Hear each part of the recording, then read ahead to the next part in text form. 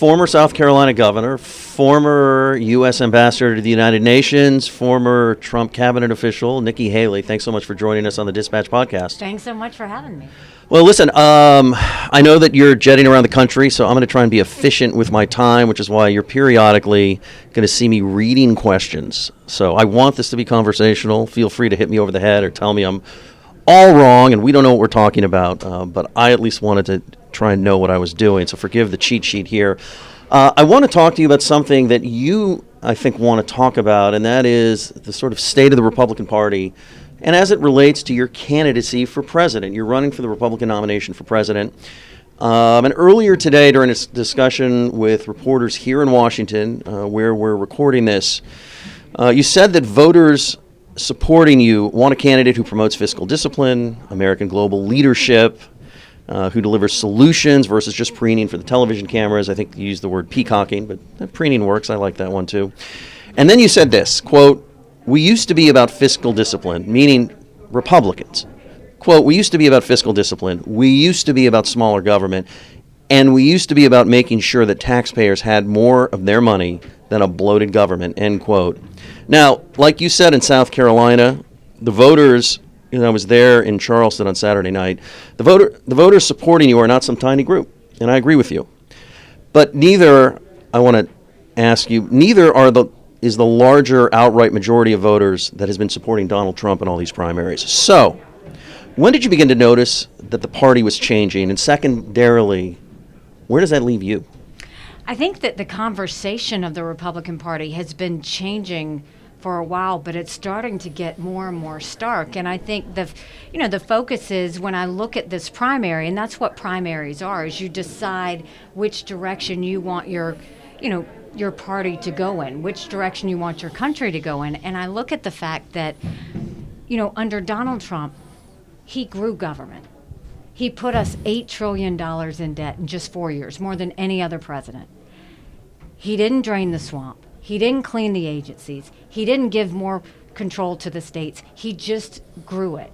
I want to focus on fiscal discipline, stopping the wasteful spending, paying down our debt, shrinking the size of government, taking as many federal programs as we can and sending them down to the states so that the people in the states decide those resources rather than D.C. bureaucrats, things like education and healthcare and welfare and mental health, those types of things. And I want to make sure that people start to feel government working for them instead of them feeling like they work for government. And I see that all this bloated government happened under Trump. The Republicans are continuing that process. It started with the $2.2 trillion COVID stimulus, and it's just continued. Well, that was part of it, but it's continued to roll. And now you see they opened up earmarks for the first time in 10 years, and no one's talking about fiscal discipline. Trump's not talking about it. Republicans are no longer talking about it. It's just not an issue. The second thing is, you look at, Trump doesn't believe in peace through strength. He believes in retreating back and focusing just on America. Well, I do believe in America first. I think you can't take care of anybody else if you don't take care of America. But I don't think America should ever be so arrogant to think we don't need friends. What has kept us strong for so long is our alliances. So when Trump went and said that he would encourage Putin to invade our allies, that goes against everything that I believe in, because my focus is, I think a president should always prevent war. You should always build your alliances so that your enemies don't even think to come near you. And that's just not happening. And then you look at the idea of what the Republican Party was supposed to be through its infrastructure. The RNC was always designed to help races up and down the ticket. And now they're saying the RNC is just going to be about Donald Trump. And that changes everything. And so it really is a difference of, I want a new way forward for the Republican Party. This is continuing to be a way backward where it's just about Donald Trump. And I think America's better than this. I don't think this should be about one man. I think this should be about the American people. So everything that you are saying, and look, you and I are roughly the same age. I came of age as a political observer in the 1980s because I was just that kind of nerd who paid attention to this stuff. The new way forward you want was the way forward for 40 years. And it strikes me, based on your description, which I don't necessarily argue with, that the Republican Party is no longer a center-right party. It's a populist party. And so, look, obviously you've put yourself in the arena, you're running for president, but, like, what do Republicans like you do about the direction of the party, given where the majority of the votes are going, and the fact that they're going to a man now on his third consecutive presidential run, the third time he's been the favorite for the nomination? What do you guys do? Well, I think it's why he won't win. I mean, you look at the situation that, if we've gotten 30 to 40% in all the early states, he doesn't get 40%. In Michigan, he's campaigned for 8 years. I campaigned for 2 days, and I got 30% of the vote. And when people come to our events, they're intense, they're passionate, and they say they want to vote for someone. And that's why they're coming out for us. They want to vote for an America where the dream is still possible. They want to vote for a country where we get things done instead of hating each other. They want to vote for something. So, yes, those principles are still the base principles of the Republican Party You that think? we had. But, well, I'm saying what I want. Yes, that's the basis. But it's a newer way of looking at it. We want to modernize. We want to continue those basic principles, but modernize them so that we continue to grow the tent and do that. That's what you've got the 30 and 40% saying. And then when you have Donald Trump saying, if you support her, you're barred permanently from MAGA. You can't win a presidential election if you are going to push people out of the club. On that point, I've spoken to maybe hundreds at this point, but at least dozens and dozens of voters who are supporting you or were thinking of supporting you and are attracted to you and your message in multiple states. And one of the things I've started to pick up on, and this is particularly true in South Carolina last week, is that they don't feel welcome in today's Republican Party. And by the way, this goes beyond who they're going to vote for if their choice is only what 70% of the country says they don't want. These are not people that told me they're becoming Democrats or voting for Joe Biden. They can't do that. And some of them might reluctantly vote for Trump if they feel like that would be their only choice, but they're telling me they don't feel welcome. And so I wanted to ask you, what are they supposed to do? I mean, I had a woman come up to me at an event not too long ago, and she said, I've voted Republican all my life.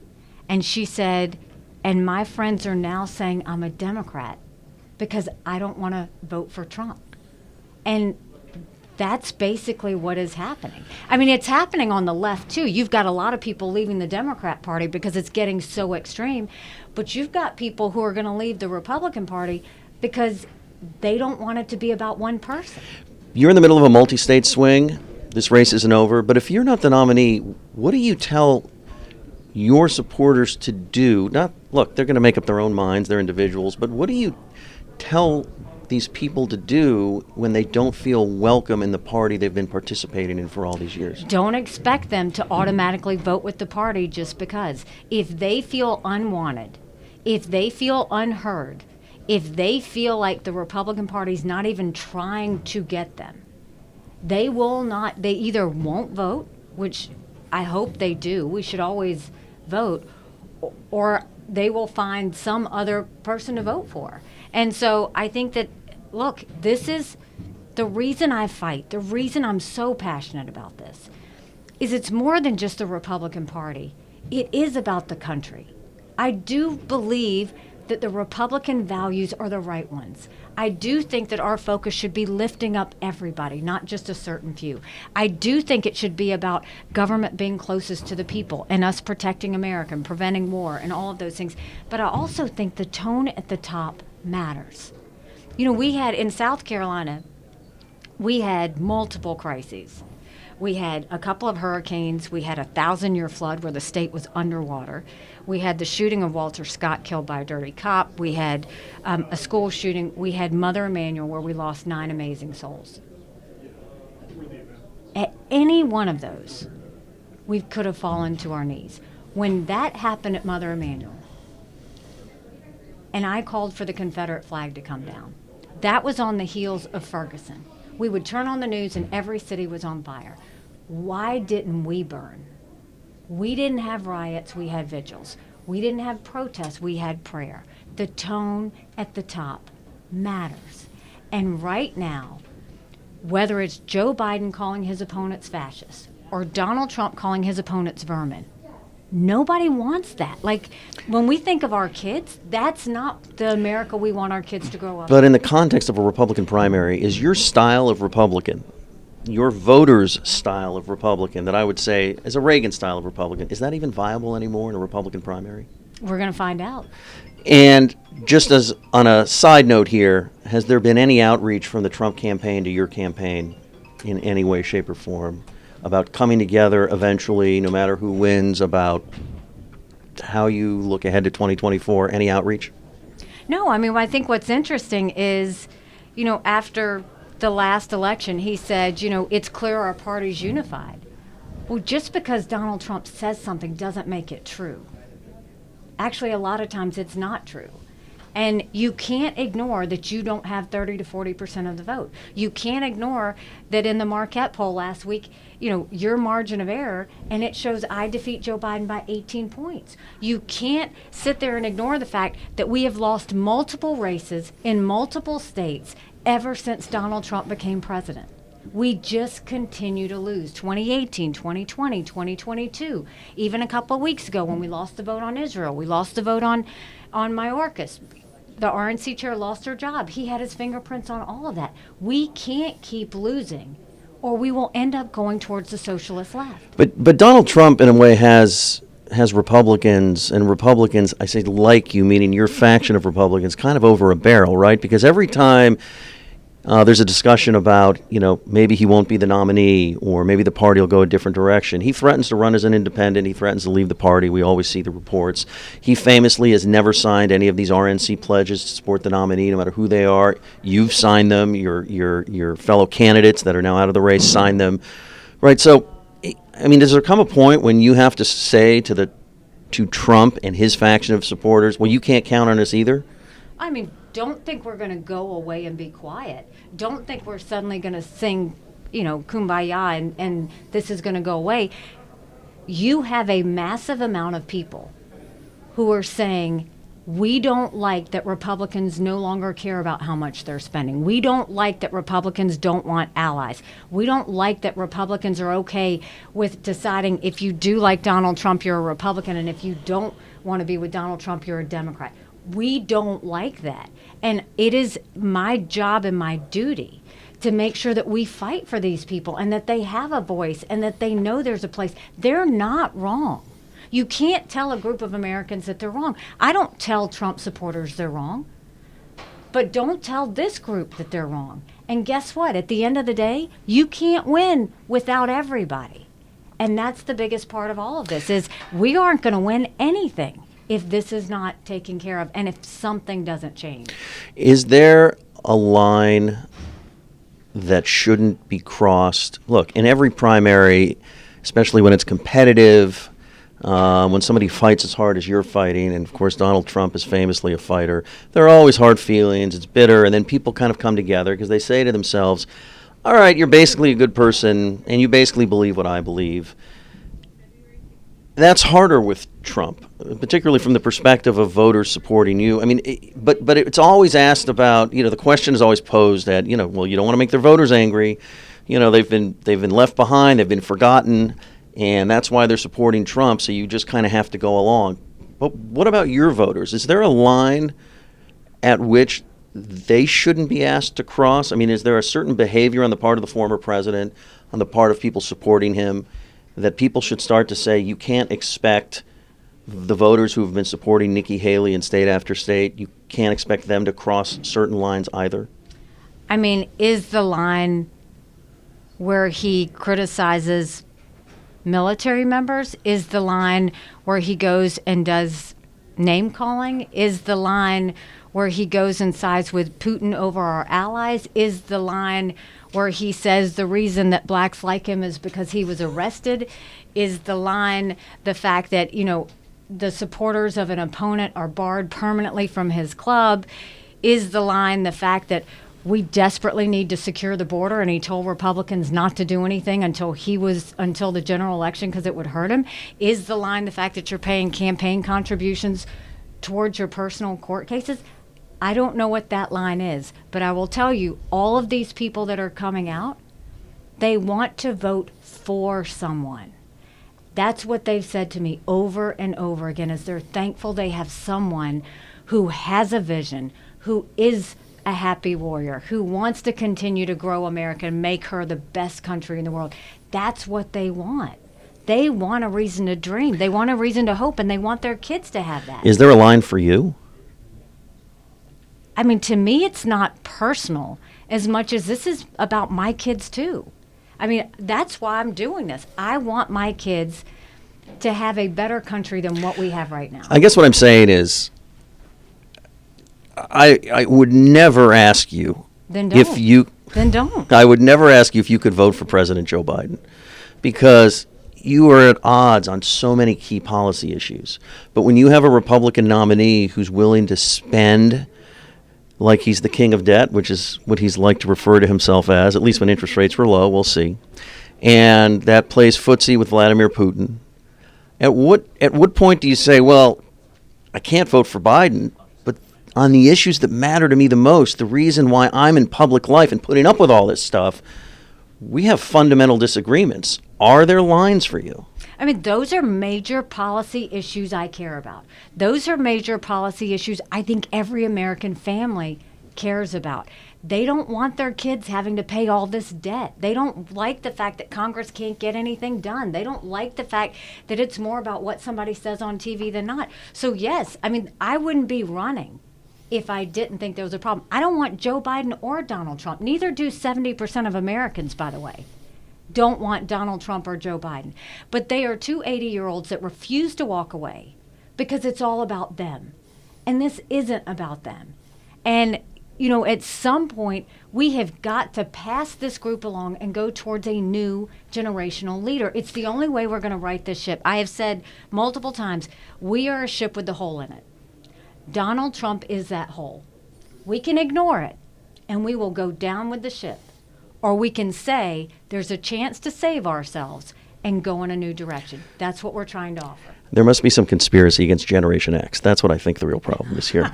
Okay, and you and I are both Generation X, so for all the kids at home that don't understand that joke, which you may or may not find funny, since early January, you have said in your stump speech, I don't know if you said it in South Carolina, but you said it a lot in New Hampshire, that if President Joe Biden or former President Donald Trump get the next 4 years in office, you would say America won't survive it. What do you mean by that? I'm incredibly worried. I think it's not about Joe Biden. I think, first of all, Donald Trump, I don't think he can win a general election. And I don't think Joe Biden will be the nominee. I think we will be looking at a President Kamala Harris, and you will see us lean socialist left.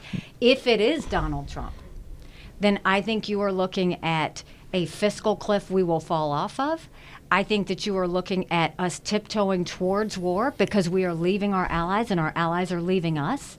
And I think that you are going to continue to have this division and separation and hatred that is happening in our country that is going to not have Congress get absolutely anything done because we're not going to win races, and it's going to either be we're going to lose the House and the Senate, or it's going to be such a small margin we can't get anything done. But when you say the country won't survive, you mean we'll be diminished, but you don't actually think the country falls apart. I think this is about freedom. I think this is about economic freedom, which we don't have right now because we are actually having to borrow money to make our interest payments. We're spending more in interest than we are in our defense budget. I would say that's pretty dire. That's a national security threat. I think this is about the fact that we could be on the verge of war. Because if everybody wants to continue to give this narrative of we can't help Ukraine, Putin's going to do exactly what he said he's going to do, which is Poland and the Baltics are next. Those are NATO countries, and we're going to have America at war. We can't have that. And you don't think that's hyperbole, that Putin would actually test NATO's resolve to respond to an armed invasion of a NATO country? I saw this every day at the UN. Dictators, terrorists, and thugs always tell us what they're going to do. We just have to listen. Hamas said they were going to go into Israel. They did. China said they were going to take Hong Kong. It happened during COVID. Russia said they were going to invade Ukraine. We watched it. China says Taiwan is next. We better believe them. Russia said once they take Ukraine, Poland and the Baltics are next. Don't doubt what Vladimir Putin is saying. He has said this for a long time. He's made actions toward it. What he wants to do is weaken our alliance, which is happening, divide it up so that he can start making moves like he did with Crimea. So he can start getting more and more strength in the ways that he's doing that. We're seeing him now start to move into Moldova. Those kinds of things are going to continue to happen because he said they were going to continue to happen. Okay, related to our mini Putin discussion here, I want to make a point of saying I never invite people on the Dispatch podcast to talk about somebody else. So I didn't invite you on the podcast to talk about Donald Trump, but I'm going to ask you one Donald Trump question because you worked closely with him on national security as the U.S. ambassador to the United Nations, and it's not always the case in Republican administrations, it was a cabinet post. And you particularly worked with him on Russia policy. I worked with him on everything very closely. Yeah, so what is the deal with his bromance with Putin? That man will jawbone anybody. He'll jawbone strangers in Indiana who tweet something mean about him that he catches wind of. He will jawbone Xi Jinping, even though he compliments him. He'll still jawbone him. He'll jawbone anybody but Putin. Now, I just have to say, I'm a Cold War kid, right? Like, Republicans were put on earth to cut taxes and hate Russians. That's just kind of the way it is, whether you agree with taxes or not, cutting taxes or not. So do you have any insight into why the Putin bromance? Donald Trump gets weak in the knees when it comes to Putin. He has, and all I can say is I wrote about this in my book. When he had that press conference with Putin in Helsinki,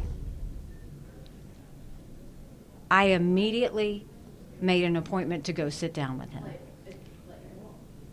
And I said, "What was that?" And he said, "What was what?" And I said, "Whatever that was," I said, "looked like a bromance. It looked like y'all were like together." And he said, and he looked at his chief of staff and said, "Did it?" And I said, "Tell him it did." And I said, "Don't buy into what he is selling you. He is lying. That's what Putin does." But Trump admires dictators. He loves their power. He has said that he thinks he likes that President Xi, that the people have to listen to him and do what he says. He's always admired what he calls strongmen. I can't explain it. I don't know why. But when I say I am fighting for freedom, I'm fighting for freedom because I don't like those dictators and tyrants who control their people. I want people to have the freedom to live and breathe and say what they want to say and do what they want to do without anybody getting in the way.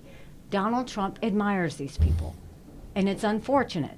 And I think he's wrong, and that's why I called him out anytime I saw it. All right, let's get back to the 2024 race. Thanks for indulging my one Trump question.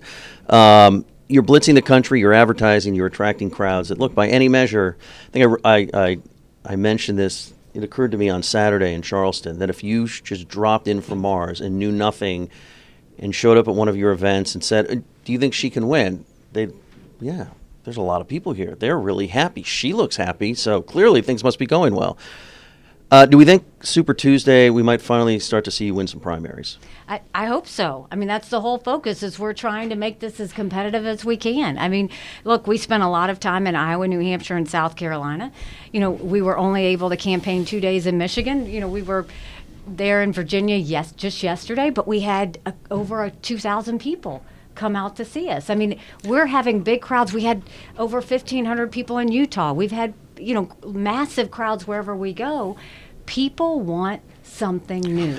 Yeah, I want to ask you about this. You had obviously until people started voting in Iowa this year, you had never lost a race. So you're very familiar with what winning votes looks like.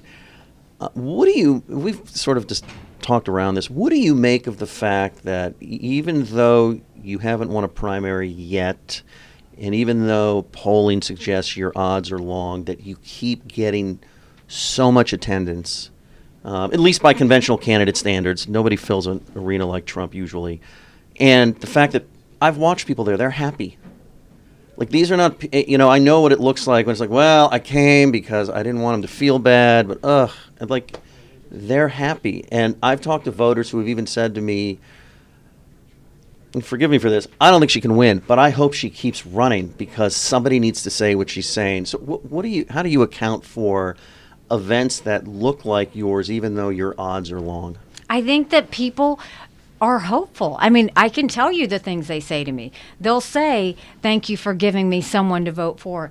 Thank you for seeing the direction America should go. Thank you for speaking truth to power. Like, those are all the things. Thank you for being someone my kids can look up to. I mean, all of these things are what they continue to say. And they love being there because we're talking about going forward and not talking about the past. Joe Biden and Donald Trump live in the past.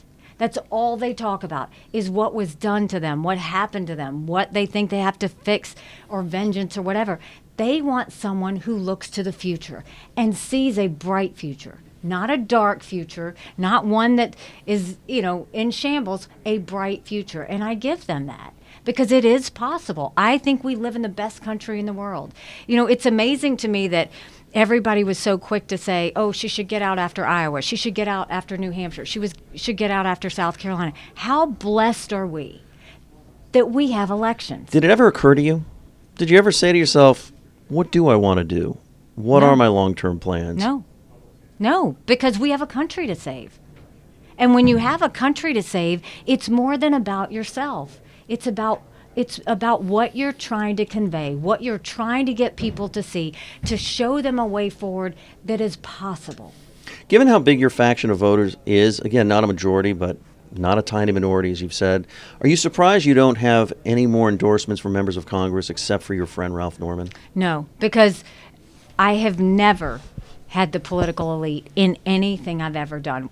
My first race, I ran against the longest-serving legislator in South Carolina in a primary.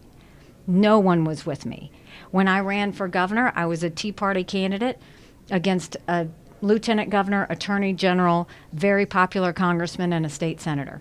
I had the only endorsement then was Ralph Norman and a senator and a House member. That was it out of everybody else. So when I ran this time, I was not looking to go grab endorsements. I don't want their endorsement. Donald Trump surrounded himself by congressional members that have gotten nothing done.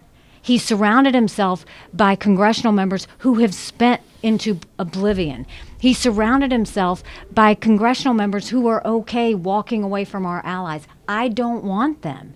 What I do want are real, normal people who see the fact that America can do better than what we're doing right now. And look, the elite don't want me because I want term limits. They don't want me because I'm fighting for a mental competency test for anyone over 75. They don't want me because I don't think they should be able to trade in the stock market.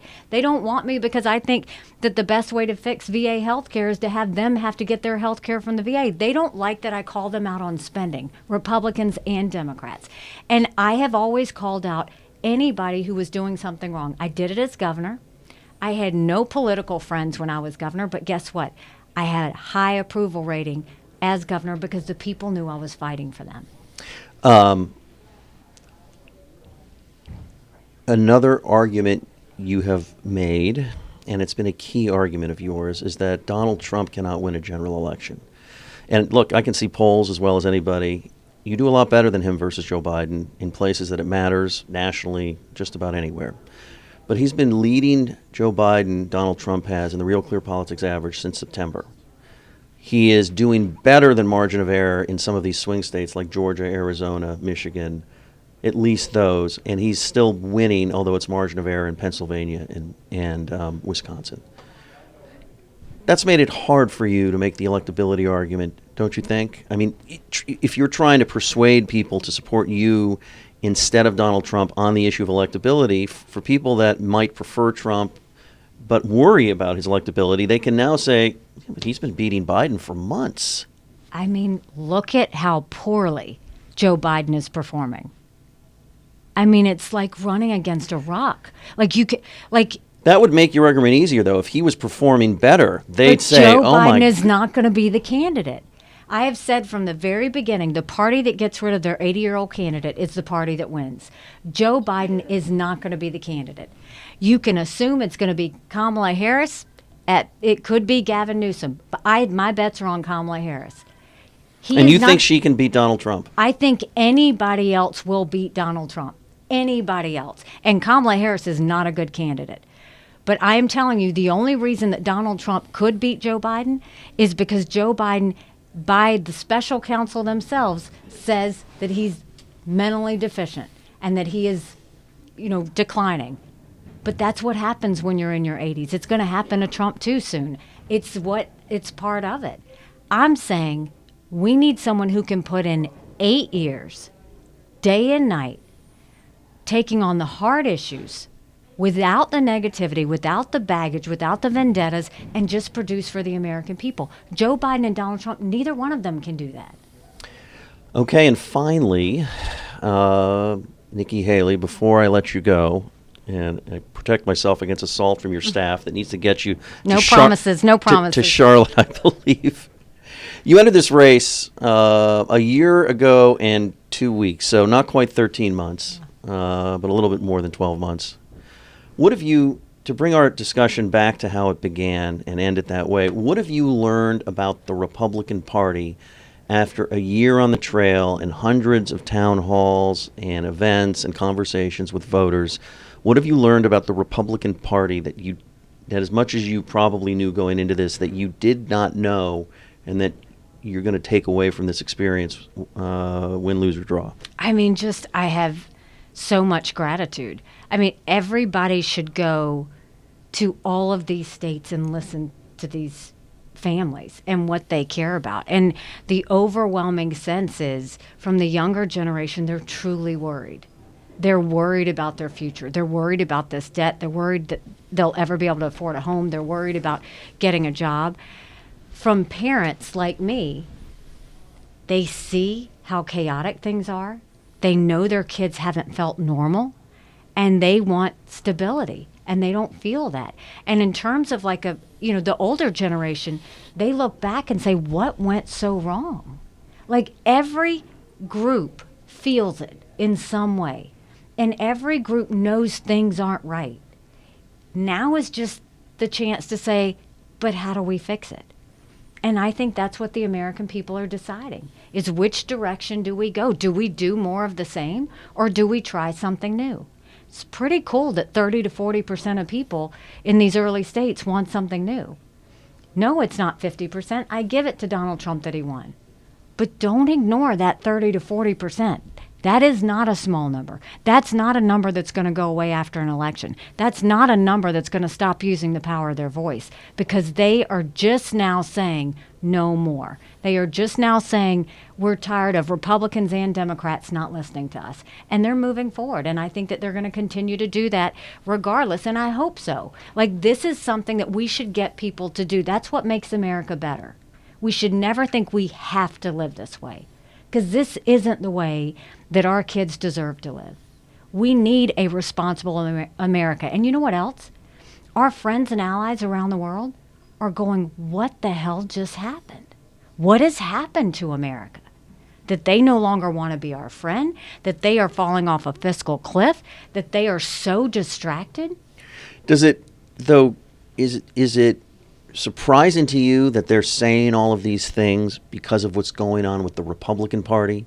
They're not saying it. Look, the Democrats have their issues, but they're not saying this because Democrats are really acting that much different than they've ever acted, right? They're saying it because it's the center-right party in the United States that has changed its approach to these key issues. No, I think that has been the alarm bells. That's the hole in the ship that they notice. But don't give the Democrats a pass. Look at how far left they have gone. I have had a number of people say, I can't be with the Democrat Party anymore. Guess what? That's such an opportunity for Republicans. It's such an opportunity to bring people into our fold, to get them to come see the way that we see. And Republicans are throwing that away. It is amazing to me. We're getting people who are looking for a home. Whether that's Republicans who are disenfranchised with what's happened with Trump in Congress, or whether it's Democrats who are saying this leftist slant and this socialism is not what we ever wanted, or whether it's independents going, both sides are crazy.